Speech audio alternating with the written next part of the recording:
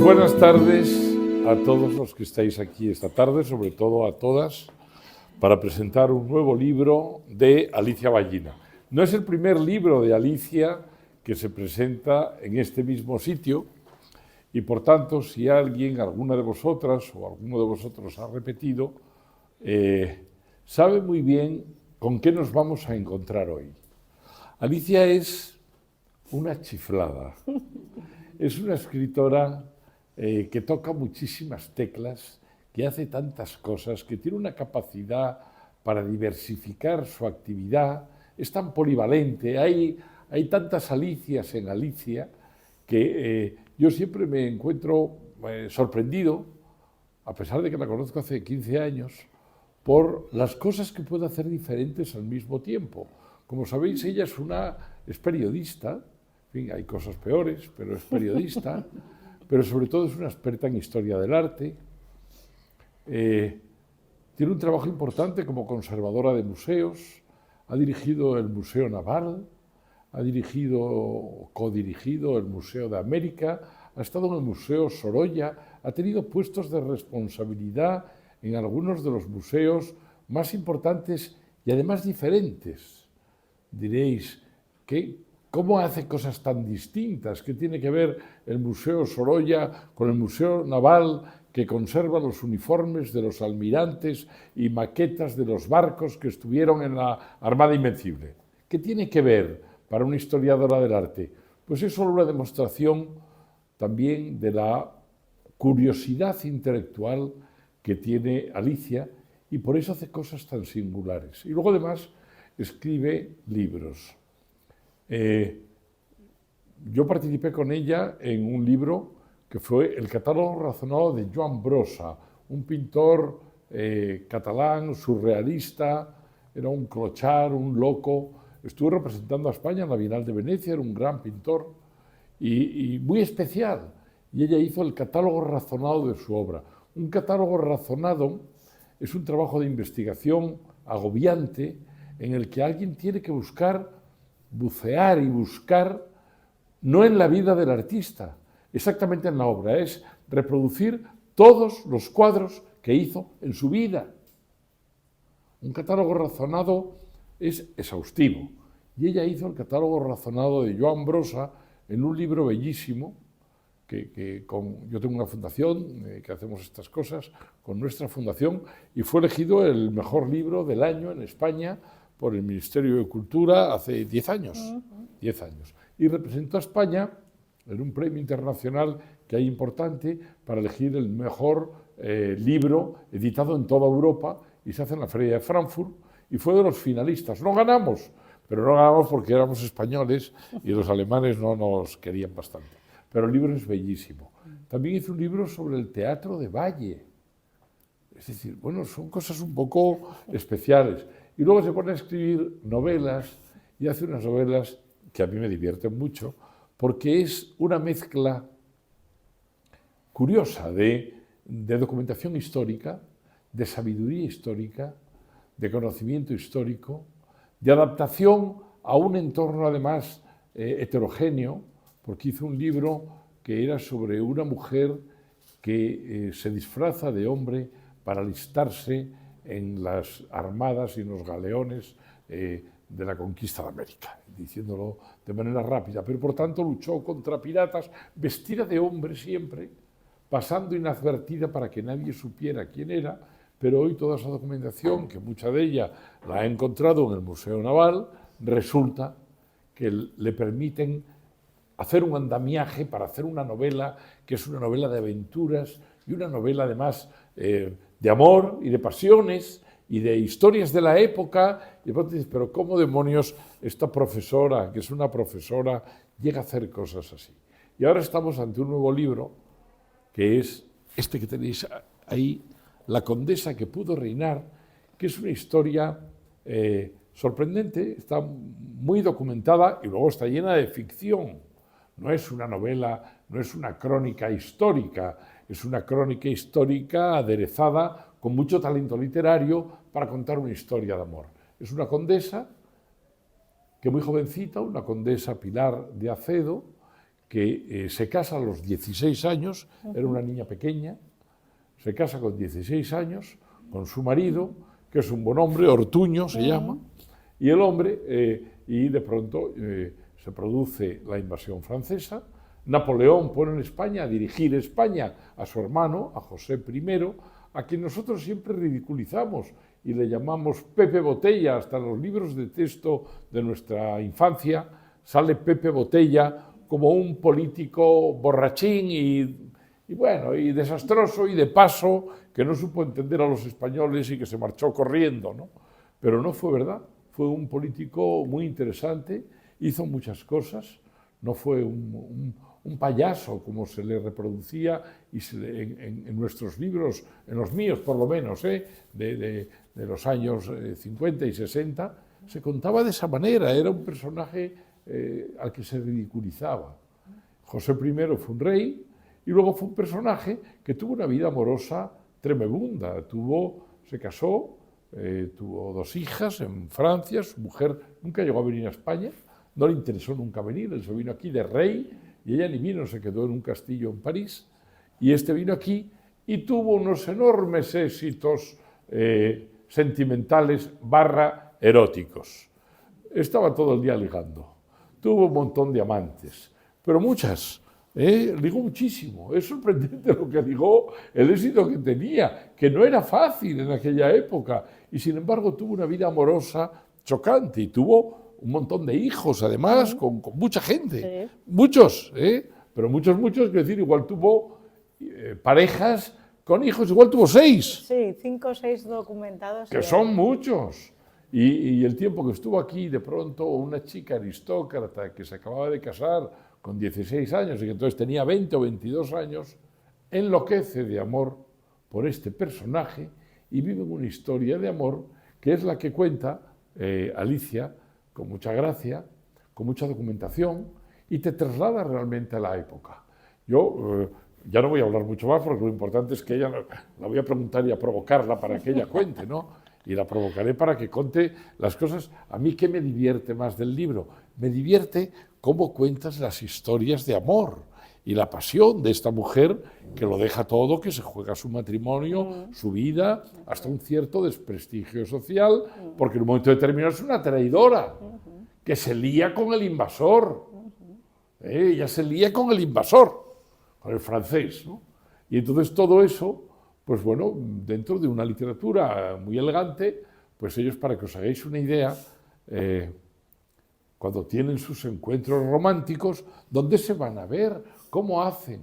¿Sabéis dónde de pronto se veían para tener sus encuentros eróticos? En las cuadras. Que no es un sitio apetecible, digo yo, ¿no? Pero de pronto van a las cuadras de los caballos y ahí es donde se encuentran, y ahí es donde se ven, van a escondidas, ¿no? Bueno, hay cosas que os van a divertir cuando leáis el libro, porque refleja también una época, es una historia, y luego unas cartas de amor apasionadas y bonitas y muy literarias, y al final la historia tiene hasta una sorpresa final, que es que al final hay un tesoro en el final de todo. No quiero hacer spoiler, como dicen ahora los cursis, y reventaros el libro, lo tenéis que leer, pero la historia tiene hasta un tesoro final. Entonces, yo creo que, Alicia, ya como introducción para que se nos vayan poniendo todos los dientes largos, sí te quiero contar por tu proceso mental para escribir esto. ¿Cómo demonios una profesora del arte, una gestora cultural, una persona que dirige un museo, que dirige en la administración pública organismos públicos, cómo de pronto te pones a pensar en las escenas de alcoba de esta pareja escondiéndose y todo eso, toda esa arquitectura mental, Yo te voy a preguntar por las cosas verdes, porque estoy en una edad de mi vida en la que todo eso me llama mucho la atención. Y quiero que nos cuentes algo de eso. No, a ver, lo primero, muchísimas gracias, Lalo, por la presentación. Gracias porque veo que has hecho los deberes muy exhaustivamente. Y eso me alegra muchísimo porque hay un conocimiento de causa profundo detrás de la novela. Y porque somos buenos amigos, porque te quiero mucho, porque siempre tienes un sí para mí, porque me acompañas en todas estas locuras, como tú bien dices, y gracias a todos los que nos habéis acompañado hoy, que también veo muchas caras conocidas y que para mí es un gusto que estéis aquí hoy. Y es verdad que, bueno, la historia de la condesa, porque además yo la llamo condesa en el título de la novela, porque es condesa de Chauz y del Vado, no por matrimonio, sino por los padres, ¿no? Su padre era condés de Chauz y su madre era condesa del Vado, pero no la he querido llamar marquesa de Montermoso, que es como cosa... Que era su marido. Claro, en casi todas las biografías, bueno, no hay prácticamente nada escrito sobre ella, pero ella era marquesa consorte de Montermoso por el matrimonio que tenía con Ortuño de Aguirre y del Corral, que era el sexto marqués de Montermoso y que vivían en un palacio en Vitoria maravilloso, que compró luego José I por 300.000 francos y que todavía está en Vitoria y se puede visitar. Es un centro cultural y es un lugar maravilloso. Además es de una construcción del siglo XVI que hereda la familia de Ortuño. Pero como sabéis, mi formación es en historia del arte. Entonces yo conocía bien, porque dentro de la novela está también esbozado no solo el contexto de la Guerra de la Independencia, sino también se cita con cierta frecuencia, hay personajes que aparecen como Goya. Bueno, Goya sale todo el tiempo. Goya sale. Claro, Goya sale todo el tiempo, no podías evitar meter a Goya. Claro, si no metes a Goya, porque Goya dedica, y Goya además tenía mucha relación con la condesa, con Pilar de Acedo, y además retrata a su hija, la única hija que tuvo con su marido, que es Amalia, que es, digamos, el hilo conductor de toda la novela, porque es a través de ella y que encuentra, esto está novelado, ¿no?, unas cartas y una documentación después de fallecer su madre. Su madre, la protagonista, vive en el exilio en Carrés, un pequeño pueblecito francés cerca de Pau, en Francia, como digo, 50 años, ¿no? Y ahí se exilia y compra un castillo. Ese castillo yo lo he visitado, he documentado, se quemó además en los años 40, ella vivió ahí en un lugar muy pequeñito, está enterrada ahí y hizo obras de caridad para el pueblo, creó la escuela de niñas, trasladó la iglesia a otro lugar. Bueno, yo sabía que Goya había pintado el retrato de su hija. Además, la pintó cuando tenía 10 años, en 1810, porque Amalia de Aguirre y Acedo nace en 1800. Y la pinta en Madrid, aquí en el Palacio Mascherano, que está, con la Gran Vía. La Gran Vía, que ahora creo que lo van a hacer la un Gran hotel. Vía es un hotel, sí. Exacto, hicieron un hotel. O va a ser un hotel. Exacto. Gran Vía 20. Y hay una placa, de hecho, que pone aquí, vivió Víctor Hugo. Y es verdad que vivió Víctor Hugo ahí, que es otro protagonista, otro personaje que aparece en la novela, porque era muy amigo de Amalia, a la que retrata Goya. Y porque el padre de Víctor Hugo era mano derecha de José I, el general José Hugo. Entonces, yo sabía del retrato de Goya y a mí me extrañó que esta chica, esta niña de 10 años, tuviera ya el título de marquesa de Montermoso cuando su madre seguía viva. Y entonces digo, algo ha debido pasar, ha habido... Y entonces tiré del hilo, analizando a Amalia y a su madre, Pilar de Acedo, y entonces descubrí a un personaje realmente singular, que era un tipo al que yo menciono en los agradecimientos, Alexis Ichas, que fue el único que hizo un pequeño ensayo, una biografía además él lo titula La Marquesa de Montermoso, y yo fui a Francia, le conocí, hablé con él, que tiene además un trabajo que no tiene nada que ver con la literatura, además es responsable de seguridad de Air France, es un tipo... sido un hobby Exacto. loco que ha Loco, hecho... absolutamente, y me puso en contacto con familiares, con parientes que viven fuera, además de España, que bueno, y que además casualmente he conocido a una persona ahora que tiene también información de Amalia y de la Condesa, ¿no? Y entonces, bueno, a partir de ahí empecé a tirar del hilo, empecé a averiguar la historia de esta mujer, de Pilar de Acedo, y del sufrimiento y del vilipendio, el rechazo que tuvo que sufrir por ser primero una mujer afrancesada en una época que no le correspondía y luego por enamorarse del hombre equivocado, que eso nos pasa también muchas veces. Sí, a mí hasta ahora no me ha pasado. No, a ti de no me he momento enamorado no. de ningún hombre equivocado hasta ahora. Estoy en ello, pero bueno, realmente yo me preguntaba en la novela y hablando de esta relación, porque es una novela que evidentemente habla de sentimientos, habla de amor, en eso no hemos cambiado tanto después de 200 años. ¿Tú crees que no hemos cambiado? No mucho. Es un amor, es una historia de amor muy convencional, muy clásica. Claro. Claro, ella es una jovencita, se queda deslumbrada con él, pero por ejemplo, en el momento que le ve, porque él llega a su casa a Vitoria, no sé si lo recuerdo bien, pero nada más verle, ella dice, estoy locamente enamorada de él. Solo cuando llega. Es que, ¿sabes qué pasa? Que José Es que eso no primero, pasa. Sí, pero sí pasa, porque llega mira, él con una corte de no sé cuántos. Te voy a contar, ella tiene 25 años, está casada. Es que imaginaros el deslumbrante. Estoy loca de amor, nada más verle. Pero era deslumbrante en ese momento para una chica. Su marido, pensad que era 17 años más mayor que ella. Sí. Que eso también es importante. Era un hombre, un intelectual, además formaba parte de la sociedad de amigos del país, de las Vascongadas, era un gran coleccionista de arte, era un gran bibliófilo y era un hombre que estaba fuera de casa por cuestiones políticas casi a diario, ¿no?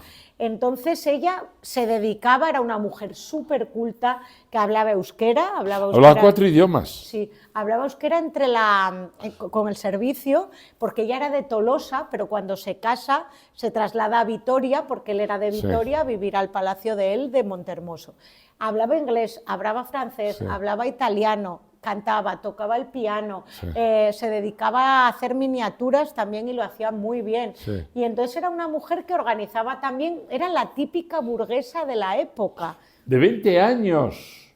Pero en aquella edad, tenía en aquella época, años. era bastante Hablaba normal. 4 idiomas, tenía 20 años. Está felizmente casada con un señor de 37, que tampoco se hubiera casado con un anciano. Bueno. Y de pronto aparece José Bonaparte. Y no, anciano nada, Claro. Mi marido tenía 14 años más que yo y no era un anciano. Naturalmente. No, hablamos de principios del siglo XIX, que... Claro. Que quede claro. De 20 a 37. Pero a mí lo que me llama la atención es ese deslumbramiento, que yo eso creo que es raro. Es posible, ¿eh? Pero claro, ese deslumbramiento, Te voy a decir le ve una entrar cosa. y ahora dice, estoy loca de amor. Oye, Bueno, no sé. él no es exactamente así, él era un hombre Muy sexy. muy culto. Y muy sexy. Por eso tuvo 20 Llamaba amantes. la atención entre las mujeres, era un hombre que tenía mucho verbo, o todo lo que yo he leído de él, Sí, sobre todo aquí era había culto.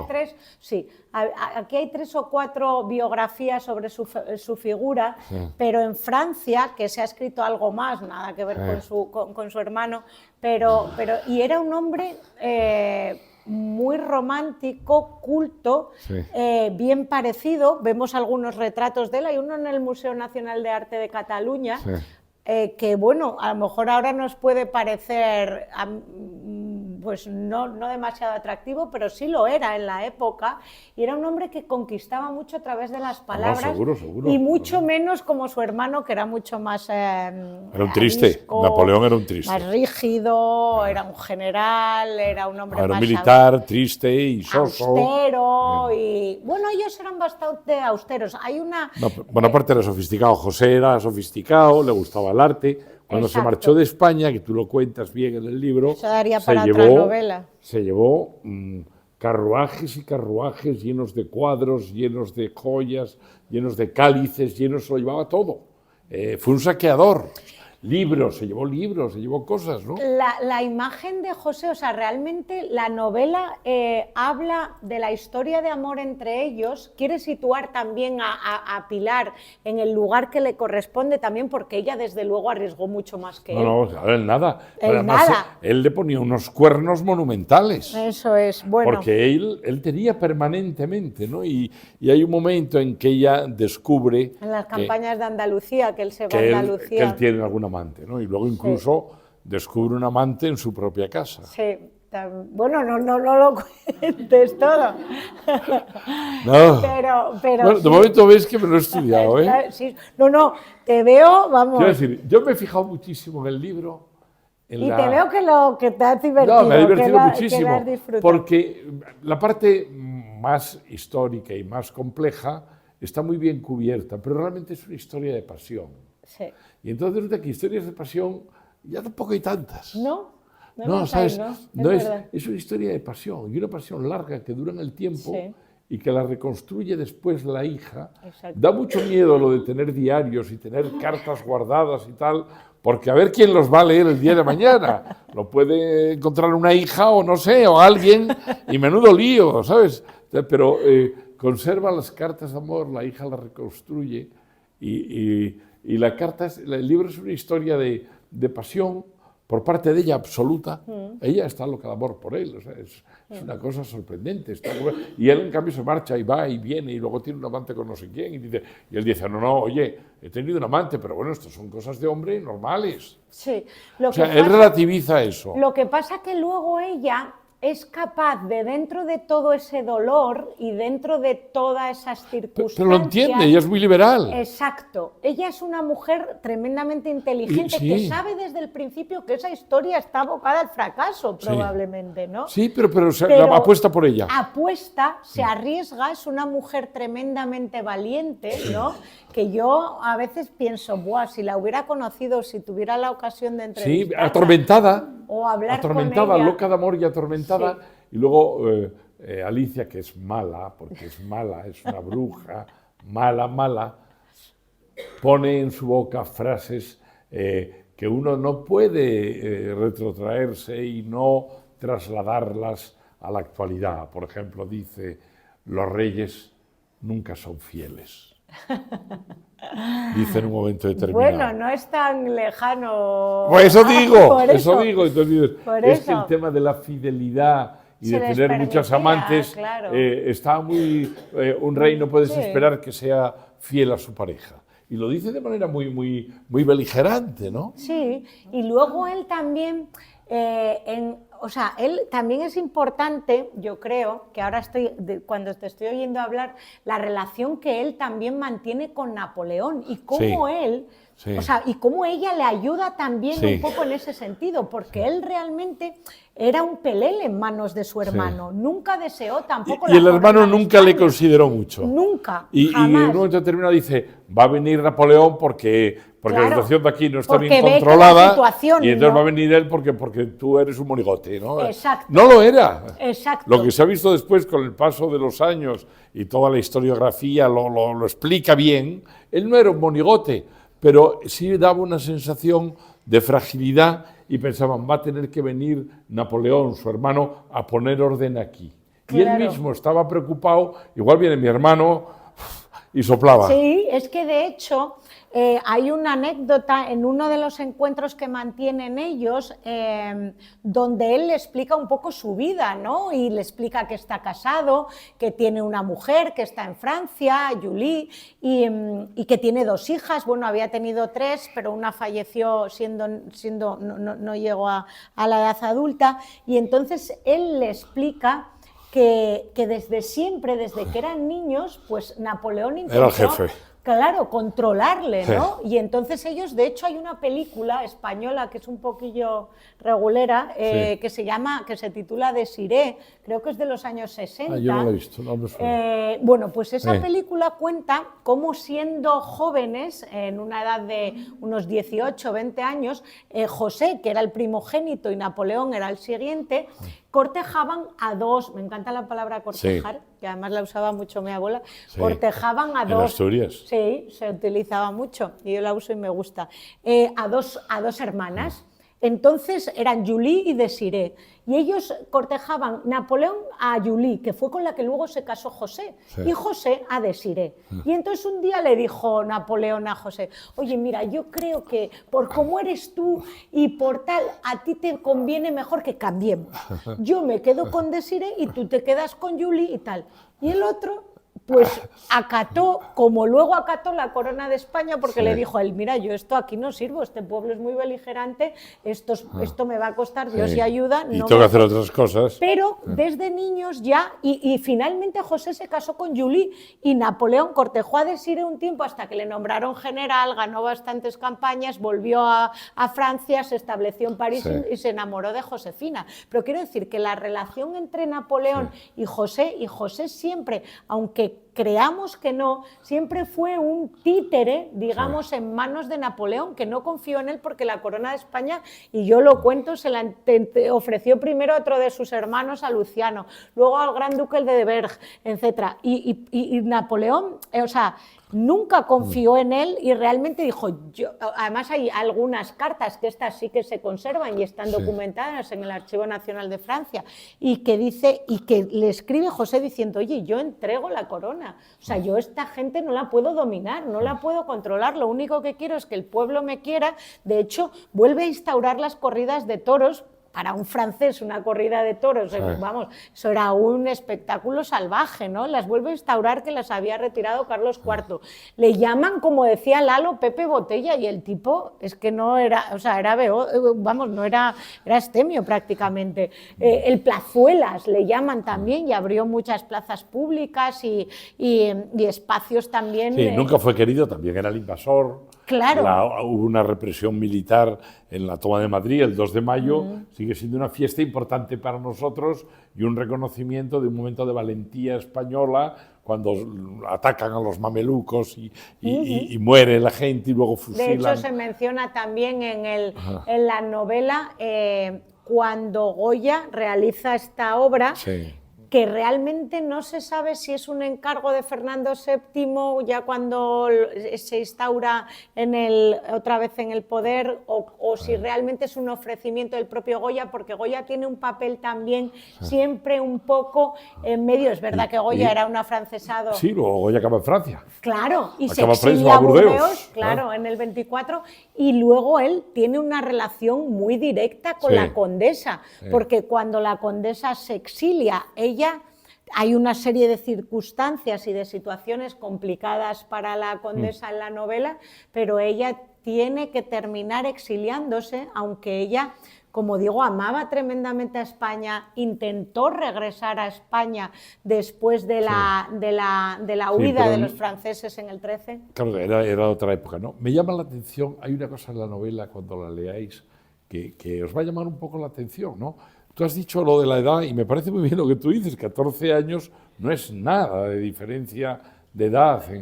Bueno, pero no es una enorme diferencia, no es una diferencia. Según la edad que tengas. Según... Bueno, pero, por ejemplo, cuando llega Bonaparte, el marido, que efectivamente tiene 15 años más que ella, pero es que ella es una cría, no es mayor, el marido lo que ve es una oportunidad política de medrar en la corte.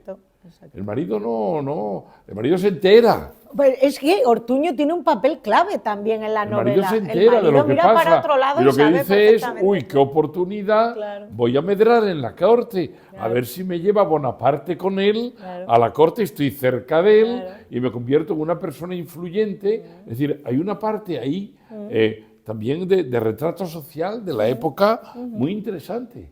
Y no es que fuera por ambición económica, él era un hombre rico. Cuando se encapricha Bonaparte de la casa de su amante, del Palacio de Vitoria, le dice que lo vendo, y este le dice, no, te lo voy a comprar, y te voy a dar un precio que no vas a poder rechazar. Exacto. Le dice, te voy a hacer una oferta que no vas a poder rechazar. Aunque la pudiera, quiero decir, era el rey. Bueno, ya, Entonces, pero aparte le hace una oferta que el otro está claro, encantado de vender no su cabía casa. posibilidad a decir que no a un rey. Y además luego hay una anécdota muy interesante que uno de los consejeros de José I le dice, pero ¿cómo se te ocurre ofrecer estos 300.000 francos de la época por el Palacio de Montermoso si no lo vale ni con la condesa dentro? Ojo, o sea, esto, quiero decir, esto no Claro, es una novedad. cifra. Es una cifra importantísima para la época. El marido tiene una complicidad en un momento determinado. Sí. Y también para la época en que todos los temas de honor eran muy importantes, el marido mira por otro lado. Sí. Y bueno, y mira por otro lado. Y bueno, es una historia, yo creo que es una historia de pasiones, es una historia de amor, pero hay política, hay sexo, hay dinero, hay ambición. Es decir, no es un folletín solo de alcoba, de una aventura con una base histórica. Hay mucha chicha en el libro. Es un libro complejo. Y también pensad, ahora me estoy acordando, porque esto te va a gustar también, Lalo, porque yo sé que tú tienes ahí. Ahora me estoy acordando, fijaros, las cartas que yo traslado en la novela son, por supuesto, cartas evidentemente ficticias, ¿no? Porque la relación entre ellos intentó mantenerse en secreto y no existen, o yo no he encontrado, vamos, si existieran, sería maravilloso, pero es muy difícil encontrar cartas entre los amantes, ¿no?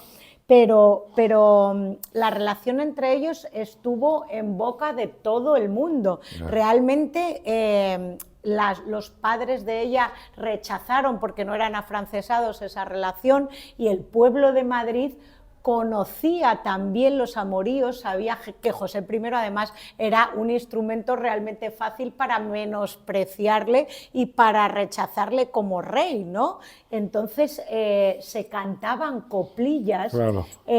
Además, de hecho, si vais al Museo de Historia de aquí, hay numerosas publicaciones, salen también satíricas, había unas hojitas volanderas que se hacían entonces, que eran los periódicos, no eran como ahora, hacían como si fuera en multicopista. No vale unas hojitas pequeñas con cantares de ciego, con coplas irónicas, burlándose y era la manera de se vendían en los mercados. Exacto, y una de las coplas en los pueblos eran las coplas de ciego, que iban con un tablero y van cantando historia. Era un marido, ¿qué tal? No sé sí, qué. Y en esta decía, había una que decía que la marquesa de Montermoso tenía un tintero donde mojaba su pluma José I. Eso es. Ni más ni menos, si me perdonáis la licencia, ¿no? Pero era así y está recogido en las crónicas, ¿no? Y ella sufrió mucho, ella es una mujer, tiene una historia y realmente para ella fue una gran historia de amor. Fue una historia de amor estupenda, pero por ejemplo, su propia madre le fue a reprochar. Se dice que tal, ten mucho cuidado, pero ¿qué estás haciendo? Hija, te has vuelto loca. La madre va en un momento determinado, porque ella era una niña. Ella tenía 20 y tantos años, o 30 años, era una cría. Y entonces una cría de la época, porque una mujer de hoy de 30 años es una mujer hecha y derecha, pero no así entonces, no era igual. El tipo por supuesto no habían viajado, no habían salido de casa. Había salido de casa para casarse, salió de casa para casarse con 19 años, con 20 años. Es decir, no era la vida que tienen hoy nuestros hijos o nuestros nietos. Yo tengo una hija que ha vivido en 10 países distintos y tiene 37, 38 años. Digo, eso no es imaginable. Ha vivido, o sea, no ha pasado 15 días, ha vivido un año, año y medio en 10 países distintos. En aquella época no era así. Entonces, era gente... es una historia de amor, de pasión, de locura y de mucho valor. De mucho valor. Y luego hay otra cosa, si me permite. A cambio de nada, porque ella no recibe nada. No, bueno, hay una sorpresa final, pero solo es... No, porque también es muy interesante el personaje que tiene la hija, ¿no? Amalia, que es la única hija que tiene el matrimonio.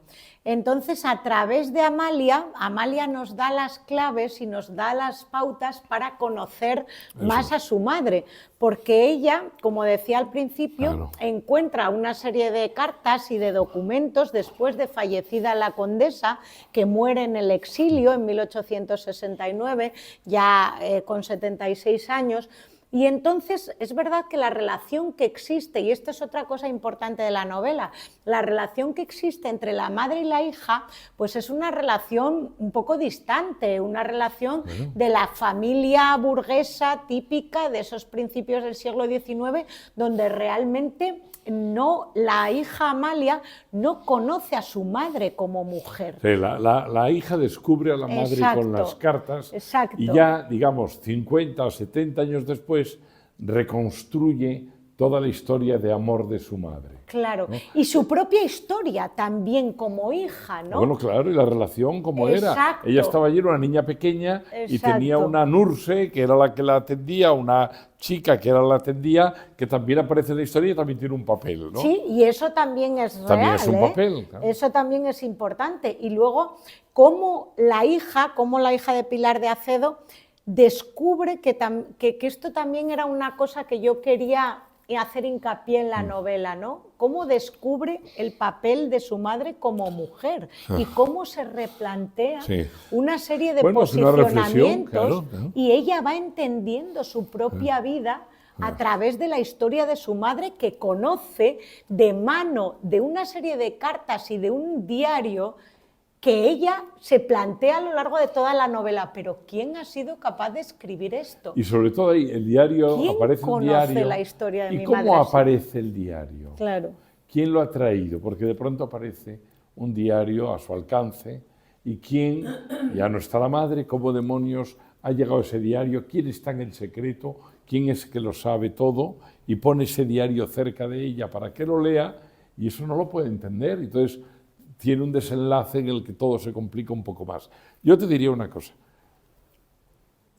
Hace un par de años, o así, quizá 2 años, un día, hablando y contándome tú lo que me contabas, yo te dije, tienes que buscar un agente literario, porque hoy los agentes literarios antes eran como los representantes de los escritores y nada más. Pero hoy los agentes literarios hacen un papel nuevo, que es, se convierten en coproductores de series y películas basadas en historias que editan. Esto es una serie, esto es una película, donde hay, si queremos que sea un poco verde, puedes ver todo lo verde que quieras, le puedes quitar toda la ropa a Bonaparte y toda la ropa a ella. Si quieres que sea política, metes la revuelta del pueblo de Madrid y cómo se produce todavía las guerrillas y cómo hay los empecinados y los que había, que estaban luchando en los pueblos contra los soldados. Luego, si quieres hablar de economía, estás contando cómo cambia este país, que era un país muy anticuado, muy conservador, muy cerrado, muy de negro, y se afrancesa. Y el afrancesarse se moderniza. Y entra un chorro de cultura y de cambio de las costumbres. O sea, la modernización que trajo el afrancesamiento, que aquí se dice un afrancesado, era despectivo. Un afrancesado era la bomba. Era gente mucho más abierta, más liberal, más tal. Dejaban de ir de negro. Dejaban de ir con espada por los pueblos. Era otra gente. Era gente que leía, que salía, que se movía. Entonces, todo ese movimiento, esa transformación, que fue muy importante y que cambió muchas cosas, bueno, pues da para hacer una serie o una película o una saga a partir de todas estas historias, con muchísimas historias individuales, la historia de la nurse, la historia del marido, la historia de ella, la historia de su madre, la historia de Bonaparte que llega, las aventuras, los devaneos de Bonaparte, el amor de ella hasta el final. Hasta el final él, ya en el exilio, me parece que es desde Nueva York, cuando está en Estados Unidos, le manda unas cartas apasionadísimas al amante a la que no va a volver a ver. Nunca.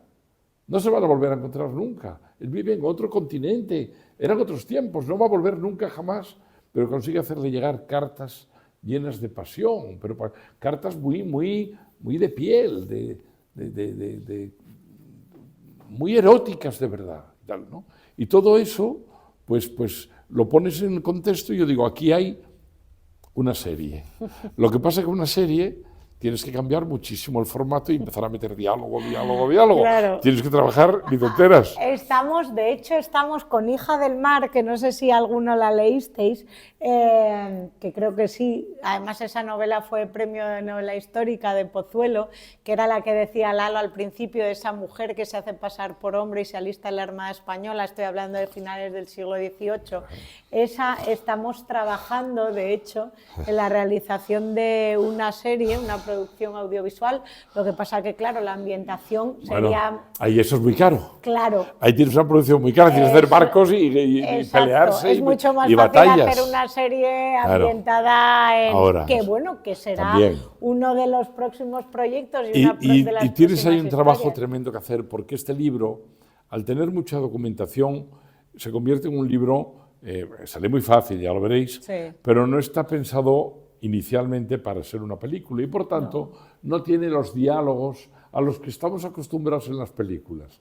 En las películas todo el tiempo se quitan la palabra uno a otro, se interrumpen, punto.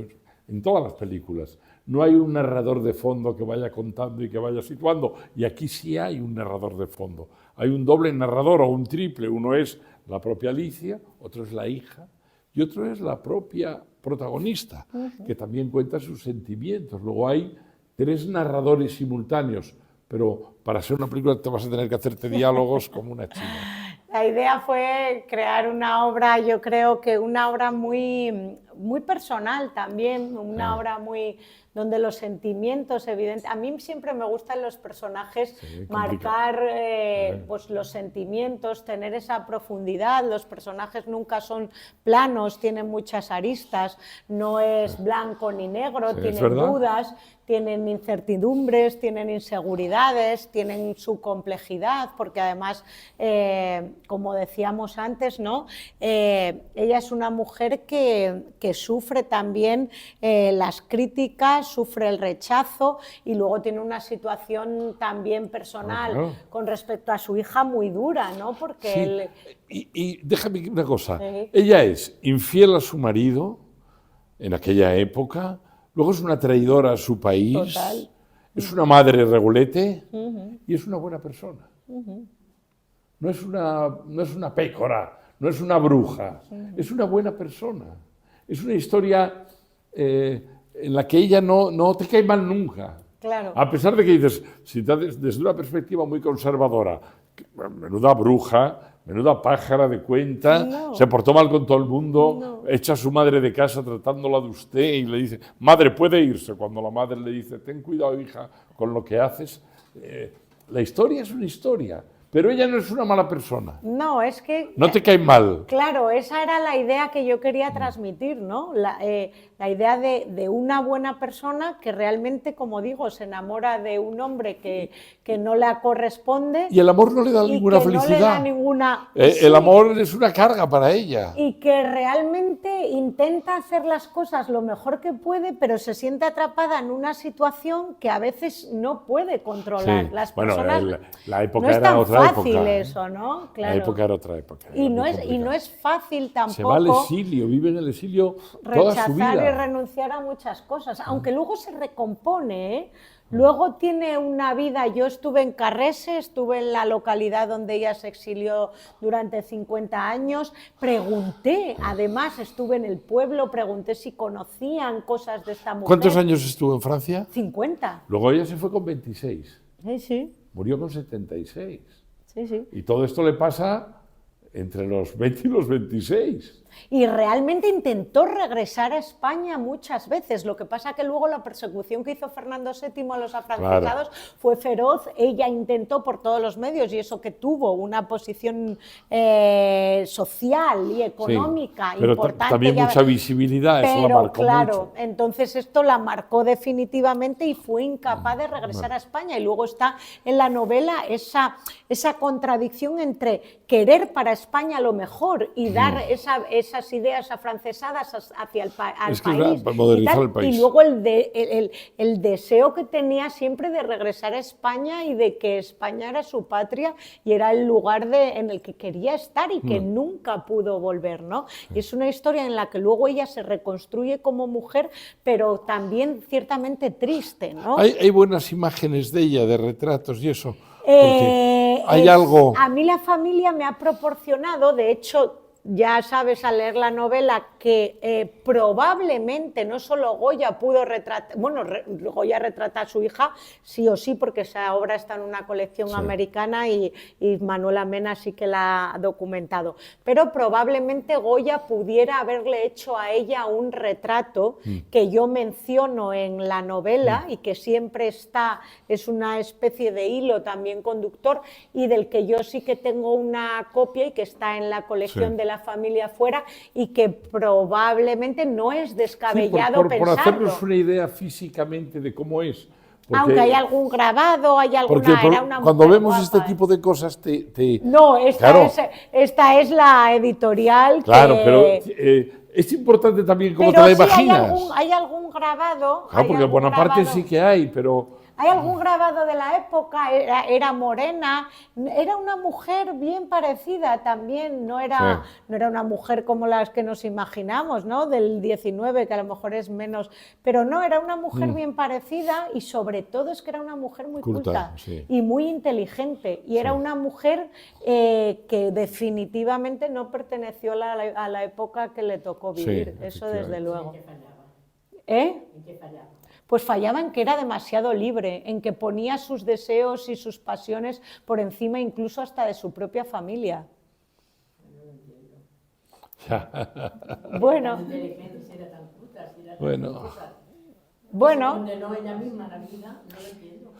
Fue dueña de unas pasiones que finalmente terminó por... bueno, parcialmente. Parcialmente. Sí, a ratos. Él era infiel y ella aceptaba eso. Es que a veces las cosas, cuando uno lee la novela, no son tan fáciles. A veces hay muchas, como decía antes, hay muchas aristas, las cosas son complicadas, ella se debate. Bueno, no lo voy a destripar, ¿no? Pero rechaza muchas veces esa sociedad vasca del siglo XIX y se siente muy a cerrada. veces inclinada a eso, aunque luego evidentemente termina con eso por las circunstancias, por la situación, por su propia... Y es una mujer que vive en una constante... Bueno, en una constante duda entre el querer, el deber, las responsabilidades sociales, su estatus, su papel también y sus deseos como mujer, ¿no? Entonces ella también intentó ser todo lo libre que pudo. Lo que pasa que, bueno, pues no lo consiguió del todo y eso le costó un precio muy alto. A los 26 años se fue a Francia. Sí, bueno, después de la guerra tuvo que exiliarse. Sí. Exiliada. Bueno, eso ya tienes que leerlo. Hay que leer el libro, porque hay una historia. Eso ya, eso no. Pero eso sí es no verdad, así. sí es verdad que... pero es una historia muy dura, porque el exilio, ella el exilio tuvo, era por durísimo. supuesto, su marido, sus exilio era contratos, durísimo, sus ella se tiene que relaciones, marchar su vida luego en el exilio. Eso se cuenta, ella tiene una vida en el exilio, ella no se exilia y se queda sola 50 años viviendo ahí sola. No, ella tiene una vida después en el exilio, por eso digo que es un personaje que sabe reconstruirse y levantarse de sus cenizas y resurgir y vivir y tener una vida, bueno, dentro de esa pasión que vivió siendo joven, una vida que luego reconstruye. Por provocar a la autora. ¿Tú te ves reflejada en ella, en algo? Yo ahora no hablo de la escritora ni de la directora de museos. Ahora, la chica se ve reflejada en la chica del este. Siempre. Un poco sí. Siempre hay. ¿Tú notas ahí una Yo siempre cuando escribo tengo... Hay una parte autobiográfica, siempre. Hay una parte de mí en Sí. los personajes, siempre. Me veo en la niña que deja el pueblo de Andalucía y se disfraza de Claro. hombre y se va a alistar en la Armada, aunque ya Sí. me gustaría ser tan valiente. Y claro, me veo aquí, me veo una persona pasional, me veo una persona, Sí. bueno, dispuesta a ¿A ti ella te arriesgarme. cae bien o te A cae mí mal? ella me cae bien, Tú no dices, era una petarda. para nada. No, es una... No, no, a ti no, te no. cae bien ella. A mí me cae bien. Desde luego me parece una inconsciente como casi todos los Bueno, personajes de mis y novelas. siempre que hay una pasión, uno se pone más tonto. Pero, eso. Sí. Pero por ejemplo, A mí me gustan las personas... ¿a ti te que- gustaba Bonaparte? A mí, pues no lo sé, probablemente sí ¿Te que gustaba? me hubiera gustado. Sí. ¿Por qué no? Sí. José, sí. Por el poder. Pero no, Sí, ¿por qué era no? chiquitín, era gordito, era, no me fastidies, era antipático, era seco, era serio. Era un tipo, o sea, te cabía Napoleón por la sensación del poder. ¿Por qué? No, a mí me Era un cae estratega, mejor sí. José. A mí, Pero no era un seductor a convencional. mí José sí me gusta más. José. ¿A ti te gustaba José? A mí José sí. mucho más sexy. A mí José sí, Napoleón no. Ya, pero quiero decir, entre Ortega y Gasset o Brad Pitt, ¿te gusta más Brad Pitt? Hombre, pues sí. ¿Ves? A ella le gusta más Ortega y Gasset. A mí gusta me gusta más Brad Pitt. A mí Brad Pitt también. A mí vamos, también. no, parar. Claro, a mí De lo sí. que estamos hablando, Brad Pitt. A mí Yo- Brad Pitt sin lugar a dudar. No, bueno. Bueno, a Bueno, lo mejor le gusta preguntadle mucho cosas a la autora, preguntarme porque luego cosas si cuando queréis leáis el y libro luego os lo vais a firmo. tener una visión circular de todo. No solamente de esto que hemos hecho ahora de manera tan informal, Sí, pero yo creo divertida. que divertida para que Sí. os apetezca leerlo, pero pues a leerlo. Y volvemos. Sí, Están está. ahí fuera. Yo es que leo el ebook, entonces ya se lo he encargado a mi hijo a Amazon. Ah, muy bien. Para esta tarde. Sí, ahí. Pero no lo vas a Está. leer, te lo lees de un tirón, ya Sí, verás. Es muy Ya verás, ágil, te va, es muy sí. didáctico, la verdad es que. Se lee muy bien, y no es es nada, bonito, el además. lenguaje no es nada engolado, pedante, complicado, es muy coloquial. Está muy Muchas bien. gracias. Lo tenéis ahí a la venta y os lo firmo y os lo dedico. Muchas gracias. ¿sabes lo que pasa? A mí me gustan mucho los libros de ella, soy un fan y ya le he presentado Sí. media docena, de esta manera caótica, que creo que es la manera también de... Bueno, pero caótica. Pero porque nos perdonadme. conocemos bien, nos llevamos bien, nos ¿Eh? queremos y entonces los hacemos sencillos y fácil y amistoso. No, y a mí me gusta mucho cuando hace libros complicados. Quiero decir, la personalidad de Alicia, que es complicada, en el sentido de compleja, no de mala, de compleja, Oh. cuando hace un libro de investigación de cosas un poco difíciles, me fascina el rigor que tiene. Entonces ya me acerco a estos libros más fáciles. Por ejemplo, hice un libro disparatado cuando estaba en el Museo de América. Ahí, la de, ¿cómo se llamaba? El del... Bueno, hice un libro de un paisano que era un médico el de español Baños, el que va director de las a casas de América Baños, sí. y coge y descubre. Gumersindo. Bueno, Gumersindo hace un del libro de Valle. investigación sobre un personaje, Gumersindo fuerte, del Valle, que es un español que migra a Cuba Sí, y en sí. Cuba se convierte en un prohombre porque es el que hace la instalación de las alcantarillas Sí, en La Habana. Y dices, ¿qué sexapil hay en las alcantarillas de La Habana? ¿Cómo me puede interesar esa historia? Pues te interesa, porque ha recorrido toda la vida de este paisano que sale de España, que llega a ser... Era de Langreo. Y llegó a ser alcalde, además, de La Claro, Habana y sí, todo. sí. Un personaje tal. Por y una fue un gran documentación que me apareció constructor, en el Museo de Y fue porque América, sí. encuentra una documentación en el Museo de América Sí, sí, y entonces hace una investigación de historiador, no es una novela. ¿no? Ay, sí, qué Y entonces yo locura. eso lo leí también fascinado. Sí. Yo- Me acabo de acordar, madre mía, y tanto. Ese me lo patrocinó la Fundación Tejerina. Me acabo de acordar, porque además José Fáez, que es muy amigo de mis padres, y es médico bueno. allí, bueno, sí. Y luego hiciste un libro Cosas también sobre el disparatadas. Teatro de Valle, El de la tesis doctoral. de tu fue tesis doctoral, que- cuando eras una niña pequeña, Sí, y también una lo presenté chavalita. yo en Gijón, Exacto. delante de toda tu familia, y fue para mí Totalmente, un día muy totalmente, feliz, totalmente. porque era tu era su tesis de fin de carrera. Sí. Quiero decir que estoy muy enganchado con esta bruja y todo lo que hace me gusta mucho y lo sigo y me interesa. Y ahora nos debes una película o una serie, porque creo que eso te va a cambiar la perspectiva y te va a hacer, ya lo digo más como crítico literario que no soy, ¿no? Te va a hacer escribir de otra manera distinta. Cuando empieces a hacer diálogos para una serie y para un público, digamos, en el que no es tan necesario entrar en la documentación precisa, porque solo con ver a la gente vestida ya sabes que son del siglo XIX. Quiero decir, no hace falta que expliques lo que pasaba en 1808 en Vitoria, no hace falta contar eso. ¿Sabes? Hay una serie de trucos de guión televisivo que viendo solamente eso, ya sabes que estás en el siglo XIX, no sé cuántos tal, ves todo ahí, ¿no? Y yo creo que eso te va a dar una perspectiva literaria que fue lo que le pasó, por ejemplo, a un amigo mío, que es Pérez Reverte, que de pronto se da cuenta de que escribe cinematográficamente, no escribe literariamente. Está escribiendo siempre pensando en el diálogo, en la escena, está viendo la imagen reflejada en una pantalla. Que no está pensando por dónde entra ve la parte teatral, por dónde entran los actores, por dónde salen. A mí eso, a mí me gusta la literatura. Tú haces una lectura más reflexiva, pero ya verás, porque eso lo que cambia es que de pronto tu clientela se multiplica por 1000. Sí, pero bueno... Y te da una dimensión nueva al trabajo. A mí misma, que lo que más me gusta pero es igual, es igual. Es que a mí me cuesta eso, ¿eh? Yo leo libros de y yo digo, ¿dónde está la literatura? Las palabras, lo bonito. Pero ya que haces libros de ciencia...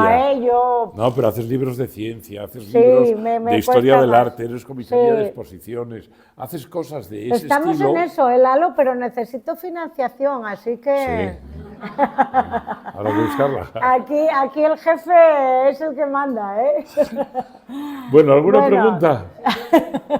Yo creo que Clint Eastwood leyó tu libro antes de que tú lo escribieras. Madre mía, ya me hubiera... Es maravilloso. Qué maravillosa película. Qué maravillosa película. Claro, pero como la hija también. Pero ¿cómo son los dos actores? Wow, que pasa es que, qué perras tiene él para financiarse sus propias películas. Yo si las tuviera me las financiaba también, ¿eh? Porque además es que es bello. Y estas novelas también son bellas, o sea, son...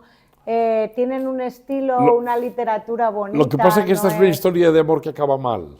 A mí me gustan también las historias de amor que acaban mal. O sea, no es una historia de amor, la de los puentes de Madison, en realidad es una historia positiva y que acaba bien, ¿no? A pesar de que ella, pues... pero ella decide escaparse de casa, Meryl Streep, la actriz, ¿no? Y rompe con todo y el shock es para los hijos, ¿no? Está la película buenísima por Meryl Streep. Bueno, son maravillosos. Y además, qué sutil es también. Y la estética. Qué sutileza tiene cuando narra, ¿no? También esas escenas, que nunca pasa nada realmente, que es como, a veces también yo lo escribo, pero hay tanto detrás sin decirlo, que eso es eso es lo que a mí realmente me apasiona, ¿no?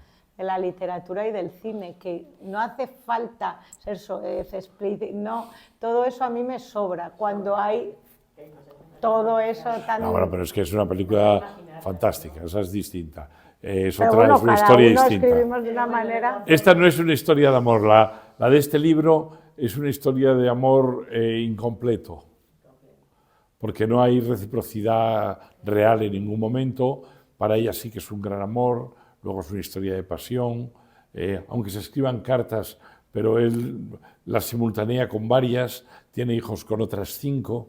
Es decir, ella está en otra vida, pero para ella ella por una historia de amor, su mundo se destruye. Su mundo se destruye completamente. Se destruye completamente. Para ella es una historia de amor, tiene un final horrible, al exilio, 50 años, pierde su familia, pierde... su país, pierde a su amante. El amante se va también. Bueno, calla, no digas más. No digo más.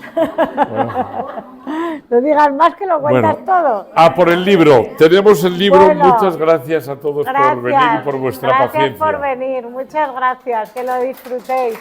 Gracias.